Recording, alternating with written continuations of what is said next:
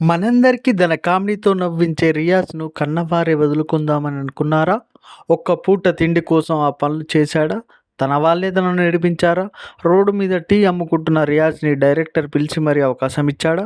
హైదరాబాద్‌కి వచ్చి అక్కడ పని మనిషిగా చేశాడా? అసలు రియాజ్ 'అదిరింది' షోకి ఎలా వచ్చాడు? రియాజ్‌ను పెళ్లి చేసుకున్న అమ్మాయి ఎవరు? రియాజ్ తన కార్‌ని ఎలా డ్రైవ్ చేస్తాడు? అసలు రియాజ్ ఇప్పటివరకు ఎంత సంపాదించుకున్నాడనే విషయాలు ఈ వీడియోలో తెలుసుకుందాం. రియాజ్ ఫ్యామిలీ విషయానికొస్తే తల్లి హౌస్ వైఫ్, తండ్రి ఒక కూరగాయల వ్యాపారం చేసేవారు. రియాజ్‌కి ఒక బ్రదర్ కూడా ఉన్నాడు. అతని పేరు ఇస్మాయిల్. వీళ్ళది ఒక నిరుపేద ముస్లిం కుటుంబం. ఒకరోజు చేస్తే ఆ రోజు కడుపు నిండా తినేవాడు. లేకపోతే ఇంట్లో పిల్లలు 3 పూట్ల తినాలంటే ఇంట్లో ఒక పూటనే తినాలి. ఇలాంటి నిరుపేద కుటుంబంలో జూన్ 14, 2000 సంవత్సరంలో దత్తరూరు నెల్లూరు డిస్ట్రిక్ట్ ఆంధ్రప్రదేశ్‌లో జన్మించాడు. రియాజ్ పుట్టగానే మరుగుజ్జుగా పుట్టాడు. ఇంట్లో ఎవరు మరుగుజ్జుగా లేరు కానీ రియాజ్ మాత్రం ఇలా పుట్టారు. ఇంట్లో ఇలా రియాజ్‌తో కలిసి ఇద్దరు మగపిల్లలు అవ్వడంతో రియాజ్ పుట్టిన తర్వాత డాక్టర్ ఇలా చెప్పేశాడు. మీకు పుట్టాడు కానీ ఆ బాబు మరుగుజ్జుగా పుట్టాడు. బాడీ పార్ట్స్‌లోని అన్నీ కొంచెం చిన్నగానే ఉన్నాయి. ముందుగా ఇతను కేవలం 3 లేదా 4 ఫీట్స్ వరకే ఎదగలుగుతాడు. బాడీలో కొన్ని పార్ట్స్ చిన్నగా ఉన్నాయని డాక్టర్ చెప్పేశారు. ఇలా మరుగుజ్జుగా పుట్టిన రియాజ్‌ని వాళ్ళ పేదరికం ఒప్పుకోలేకపోయింది. దాంతో రియాజ్‌ని వేరే వాళ్ళకివ్వాలని అనుకున్నారు. కానీ దేవుడిచ్చిన వరం వల్లనే నా రెండో కొడుకు ఇలా పుట్టాడని ధైర్యం తెచ్చుకొని పెంచుకున్నారు.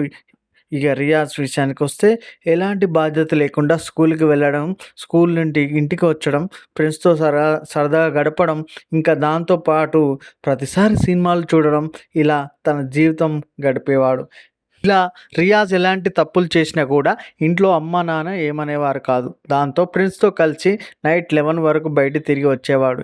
ఇంట్లో కూడా పట్టించుకున్న వారే కాదు కానీ మొదట రియాజ్ ఇలా పొట్టిగా పుట్టినందుకు పెరుగుతూ ఉంటే చాలా అవమానాలు ఎదుర్కొనేవాడు. ఇలా బయట ప్రజలు అలాగే వీళ్ళ ఫ్యామిలీ ఏదో ఒక విధంగా ప్రతిసారి ఏడిపించేవారు. రియాజ్‌ని ఇంట్లో నుండి బయటికి వెళ్ళకుండా, ఫ్యామిలీలో జరిగే ఫంక్షన్స్‌కి రాకుండా తనను తానే కుమిలిపోతూ వాళ్ళ అమ్మతో చెప్పుకుంటూ ఏడ్చేవాడు. నన్నెందుకు ఇలా దేవుడు పుట్టించాడమ్మా, నేను బతికి ఉండడం కూడా వేస్ట్ అని కుమిలిపోతూ ఉండేవాడు. రియాజ్ ఇలా ఎన్నో కష్టాలు, బాధలు పడుతూ ఉన్న రియాజ్ వాళ్ళ ఫ్యామిలీలో అనుకోకుండా రియాజ్ వాళ్ళ అన్నయ్య ఇస్మాయిల్ కొన్ని కారణాల వల్ల చనిపోయాడు. అప్పుడు రియాజ్ ఇంటర్ చదువుతున్నాడు. ఇలా వాళ్ళ అన్నయ్య మరణించినప్పటి నుండి తన జీవితంలో ఎన్నో కష్టాలు స్టార్ట్ అయ్యాయి. వాళ్ళ నాన్న చేస్తున్న పనిలో డబ్బులు రాకపోవడం వల్ల ఇంట్లో తినడానికి అన్నం లేక ఎన్నో కష్టాలు పడుతూ ఉండేవాడు. వీళ్ళ చుట్టాలకి ఫోన్ చేస్తే ఎవరు డబ్బులు ఇచ్చేవారు కూడా కాదంట.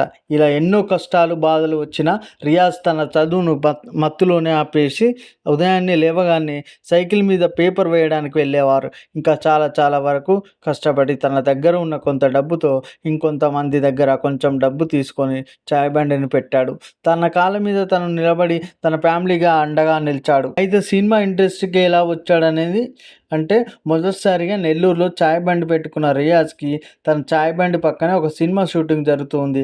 ఇలా మొదటి రోజు చూసిన తర్వాత రెండో రోజు రియాజ్ సినిమా షూటింగ్ చూద్దామని ఆ షూటింగ్ దగ్గరికి వెళ్ళాడు. అక్కడ రియాజ్ చూసిన డైరెక్టర్ పిలిచి నట్ డైలాగ్ చెప్పడం వచ్చా నీకు అని అడిగాడు.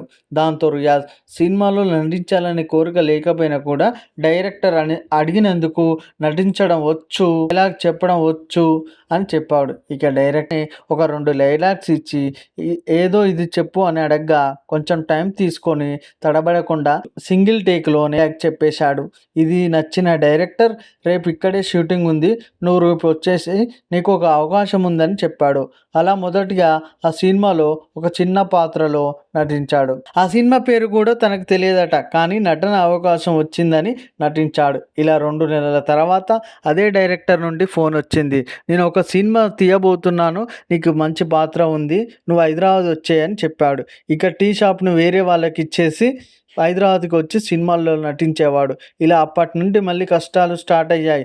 నిద్రపోవడానికి రూమ్ లేక, జేబులో డబ్బులు లేక, సినిమాల్లో అవకాశాలు లేక నరకం అనుభవించేవాడు. ఇలా ఏం చేయాలో తెలియక షూటింగ్ చేస్తున్న వారికి ఛాయ ఇవ్వడం, అన్నం వడ్డించడం, వాళ్ళు చెప్పిన ప్రతి ఒక్క పని చేసేవాడు. ఈ సమయంలో అన్నపూర్ణ స్టూడియోలో 'పటాస్' షో జరుగుతుంది. అదే షోలో సద్దాం రియాజ్‌కి పరిచయమయ్యాడు. ఆ పరిచయంలో రియాజ్, "సద్దాం ఏమైనా అవకాశం ఉంటే నాకు చెప్పు, ఏదైనా చేస్తానని" అన్నాడు. నేను ఏదైనా చేస్తాను అన్నాడు. కానీ ఎలాంటి అవకాశం లేక ఇంకా రియాజ్ హైదరాబాద్‌లో ఉండి ఏం చేయాలో తెలియక మళ్ళీ తన ఊరికి వచ్చేశాడు. నెల్లూరుకొచ్చాక రియాజ్ 'నెల్లూరు ప్రాంక్ స్టార్' అనే ఒక యూట్యూబ్ ఛానల్‌ని మొదలుపెట్టాడు. తను ప్రాంక్ వీడియోస్ చేస్తూ మంచి గుర్తింపు తెచ్చుకున్నాడు. అప్పటికి తన ఛానల్‌లో 70,000 సబ్స్క్రైబర్లు అయితే ఉన్నారు. యూట్యూబ్ ఛానల్ చేస్తున్న సమయంలోనే సద్దాం నుండి ఒక ఫోన్ వచ్చింది. "త్వరలోనే 'అదిరింది' అనే షోని స్టార్ట్ చేస్తున్నారు. అందులో నీకు మంచి అవకాశం ఉంది. హైదరాబాద్ వచ్చేయని సద్దాం చెప్పడంతో హైదరాబాద్‌కి వచ్చి 'అదిరింది' షోలో తన టాలెంట్‌తో ప్రతి సెట్లో యూట్యూబ్ ట్రెండింగ్‌లో నిలుస్తూ ఎంతోమందికి పరిచయమయ్యాడు సద్దాం. కామెడీ అంటే రియాజ్ కామెడీనే ఎక్కువగా నవ్వించేది. అందుకే సద్దాం కూడా రియాజ్‌ని హైలైట్ చేసేవాడు. మెయిన్ క్యారెక్టర్‌లో నటించడానికి అవకాశం రియాజ్‌కి ఇచ్చి, తన కామెడీతో కేవలం 3 లేదా 4 స్కిట్స్తోనే ప్రతి ఒక్కరికి పరిచయమైన యూట్యూబ్ ట్రెండింగ్‌లో నిలిచాడు. ఇప్పుడు వస్తున్న కిట్స్‌లో ఏదైనా సాధించగలం.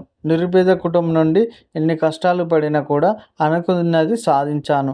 గతాన్ని తలుచుకుంటూ కూర్చోవడం కంటే భవిష్యత్తు కోసం ప్రయత్నించండి, విజయాన్ని సాధిస్తారని రియాజ్ ఎంత గొప్పగా చెప్పాడు. ఇంకా రియాజ్ లాస్ట్ విషయానికొస్తే, లాస్ట్ టైంలో వైఎస్ జగన్ లాగా ఒక స్కిప్ చేసి ఇమిటేట్ చేశాడు. ఇది కేవలం ఫన్నీగా చేసినా కూడా జగన్ అభిమానులు రియాజ్‌కి వార్నింగ్ ఇచ్చారని తెలిసింది.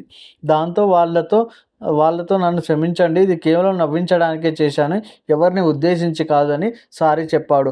రియాజ్‌ని వాళ్ళ ఫ్యామిలీ ఇంకా చుట్టుపక్కల ఉన్నవారు ఇంతే అని ప్రతి ఒక్కరు నోరు మూయించి ఇప్పుడు ఎంత గొప్ప స్థాయికి వచ్చాడో. అంతేకాదు, నసీనా అనే అమ్మాయిని కూడా ఘనంగా పెళ్లి చేసుకున్నాడు. పెళ్లి సమయంలో వీరి ఫోటోలు బాగా వైరల్ అయ్యాయి. రియాజ్ టీవీ షోలో నటిస్తున్నందుకు గాను ఎంతో రెమ్యునరేషన్ తీసుకుంటున్నాడని, అంటే మొదటిగానే 'అదిరింది' షోలో చేస్తున్నప్పుడే రెమ్యునరేషన్ 1 ఎపిసోడ్‌కి 7,000-8,000 తీసుకునేవాడు. కామెడీ స్టార్స్‌లో 10,000 కంటే ఎక్కువగా 1 ఎపిసోడ్‌కి రెమ్యునరేషన్ తీసుకునేవాడు. రియాజ్‌కి ఒక యూట్యూబ్ ఛానల్ కూడా ఉంది. ఈ ఛానల్ నుంచి కూడా నెలకి 1,00,000 నుంచి 2,00,000 దాకా వస్తుంటాయి. రియాజ్ దగ్గర ఒక స్విఫ్ట్ కార్ కూడా ఉంది. ఈ కారు ఖరీదు 5,68,000. కార్‌ని ఎలా డ్రైవ్ చేస్తాడని అని చాలామంది అనుకుంటారు. అయితే క్లచ్, బ్రేక్ ఇంకా యాక్సిలరేటర్‌ని పైకి పెట్టించుకొని ఆ కార్‌ని డ్రైవ్ చేస్తూ ఉన్నాడు. రియాజ్ హౌస్ విషయానికొస్తే, నెల్లూరులో కొత్త హౌస్ వాళ్ళ ఫ్యామిలీ కోసం కట్టించాడు. హైదరాబాద్‌లో రియాజ్ ఎక్కడ ఉంటాడని అంటే, మణికొండ హైదరాబాద్‌లో సద్దాం ఇంకా వాళ్ళ టీం అందరితో కలిసి రియాజ్ కూడా ఇక్కడే అపార్ట్మెంట్‌లో ఉంటున్నాడు. అయితే ఇప్పటివరకు రియాజ్ సొంతంగా ఓపెన్ ప్లాట్స్ కూడా కొన్నాడని, అలా ఇండస్ట్రీకి అడుగుపెట్టినప్పటి నుంచి ఇప్పటివరకు ఒక 3-4 కోట్లు సంపాదించాడని తెలుస్తుంది.